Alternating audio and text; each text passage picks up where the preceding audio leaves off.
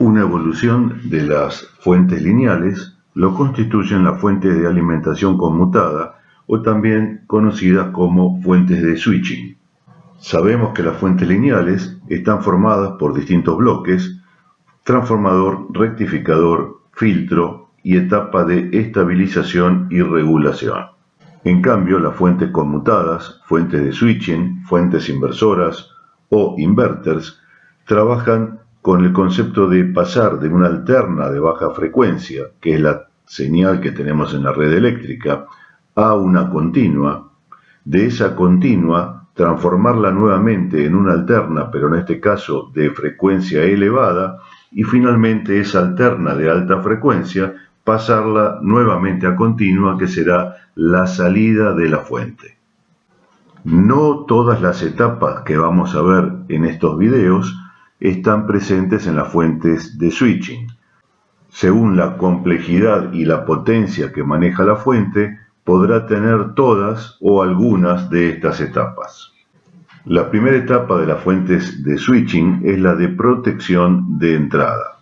La etapa de protección de entrada busca aislar a la fuente de la red eléctrica desde el punto de vista de las tensiones o sobretensiones que puedan llegar por la misma y las interferencias, que son señales de ruido, señales no deseadas que vienen por la red de alimentación y que ingresan en la fuente.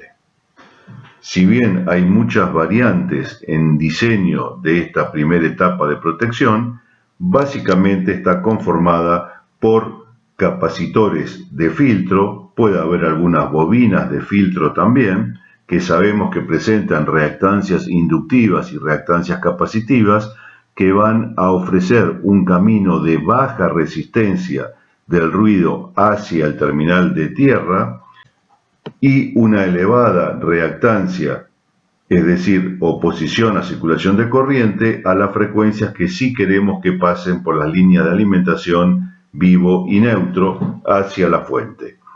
Parte de este sistema de protección está formado por un fusible y por resistencias particulares, que son los termistores y los varistores.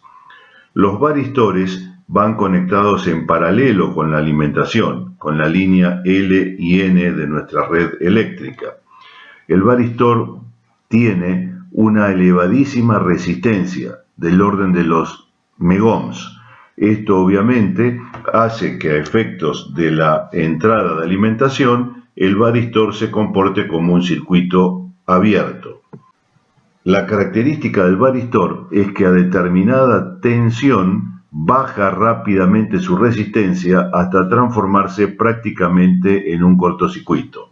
Es decir, si tenemos una sobretensión en la red de alimentación entre la línea L y la línea N, live y neutro, el varistor se pone en corto, toda la corriente circula por el varistor, el fusible se va a quemar porque la corriente que está circulando en L, varistor, N es extremadamente alta, y de esa manera se protege al resto de la fuente, ya que esa sobretensión produce este cortocircuito, abre el fusible y la fuente queda sin alimentación. Los varistores son protecciones irreversibles. Una vez que un varistor se pone en corto, hay que reemplazarlo por uno nuevo. Por otro lado, el termistor es una resistencia NTC, es decir, de coeficiente negativo de temperatura. Esto significa que es una resistencia de un valor un poco más elevado cuando está fría y cuyo valor resistivo va bajando, va disminuyendo a medida que la temperatura aumenta. Cuando la fuente recién se enciende, este termistor ofrece una resistencia de unos pocos ohms, 3, 4, 5 ohms. Esto hace que el pico de encendido, el pico de corriente de encendido, producto de la carga de los capacitores de filtro, que van a tomar mucha corriente en el momento del encendido, hacen que caiga tensión en este termistor, en esta resistencia de 3, 4, 5 ohms, evitando que ese pico produzca destrucción de alguna de las etapas de entrada de la fuente. A medida que circula esa corriente, la resistencia por efecto Joule se va a calentar rápidamente y al calentar se va a bajar su valor resistivo hasta pasar a tener uno muy bajo, comportándose prácticamente como un conductor. La siguiente etapa es de filtro para compatibilidad electromagnética. Esta etapa está presente solamente en fuentes de calidad o fuentes que manejan potencias elevadas. Los filtros para compatibilidad electromagnética buscan absorber los ruidos eléctricos, los transitorios, que son picos de mucha amplitud, de tensión y de corriente, pero de muy poca duración, y a su vez evita que la fuente genere interferencia por campos electromagnéticos propios que puedan afectar a otros equipos, siendo por el aire o por los mismos cables y propagándose por la red. La etapa de filtro de compatibilidad electromagnética está construida fundamentalmente por capacitores y bobinas que, al igual que la etapa anterior, logran ofrecer reactancias inductivas y capacitivas bajas a las frecuencias que queremos enviar a tierra y altas a las frecuencias que queremos que pasen a través de la fuente. La siguiente etapa es el primer rectificador, por eso recibe el nombre de rectificador primario y puede estar conformado por 4 diodos independientes o directamente un puente integrado de diodos como el que se ve aquí en la foto. Funciona exactamente igual que en una fuente lineal. La diferencia es que aquí la alterna que está llegando es una alterna directamente de la red, 220 volts de corriente alterna, que van a ser rectificados por este puente. En esta etapa entonces del rectificador primario, lo que va a ocurrir es la conversión de la alterna de baja frecuencia, 220 volts de corriente alterna, 50 ciclos, en una señal pulsante, es decir, vamos a eliminar todos los semiciclos negativos y tendremos a la salida del puente de diodos una señal pulsante de 220 volts con pulsos solo positivos.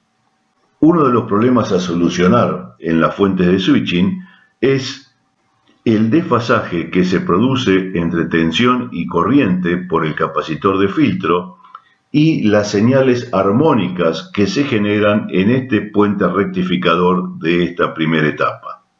Analicemos primero el desfasaje entre tensión y corriente.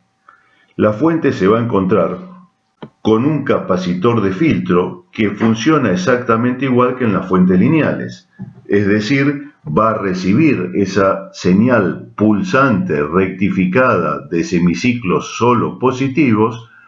El capacitor se va a cargar y se va a descargar lentamente hasta que llegue al siguiente semiciclo, generando esa señal ondulante que constituía el concepto de zumbido o ripple que vimos en las fuentes lineales. Hasta aquí el comportamiento es exactamente igual al de una fuente lineal, con la única diferencia que todavía no hemos colocado ningún transformador. Es decir, la rectificación y el filtrado se hace con tensiones de red, con tensiones altas. No hay un transformador reductor como sí había en la primera etapa de las fuentes lineales.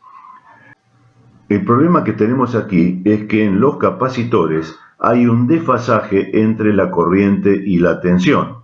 La corriente que toma el capacitor rápidamente para cargarse hace que la corriente esté adelantada en fase, esté adelantada angularmente a la tensión. Es decir, si dibujamos las curvas de corriente y de tensión, vemos un desfasaje, un delta T, un tiempo, un corrimiento entre el aumento de corriente y el aumento de tensión.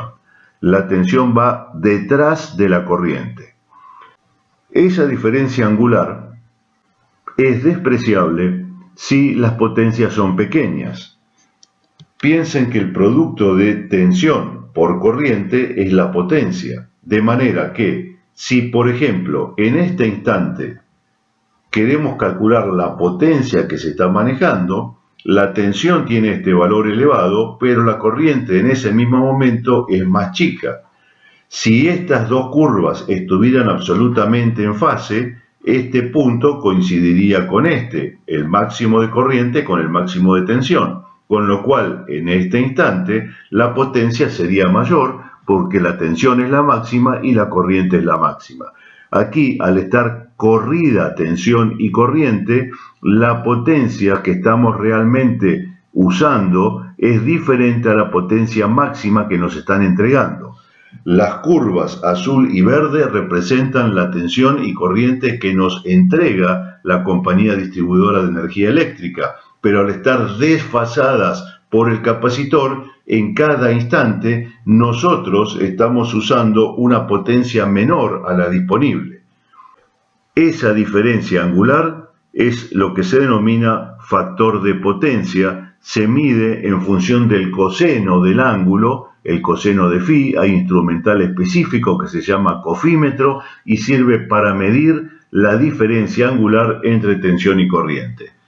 Como tema anecdótico, tengan en cuenta que ocurre lo mismo si el circuito en lugar de capacitivo hubiera sido altamente inductivo. En ese caso, el corrimiento es justamente al revés. La tensión en las bobinas está adelantada a la corriente.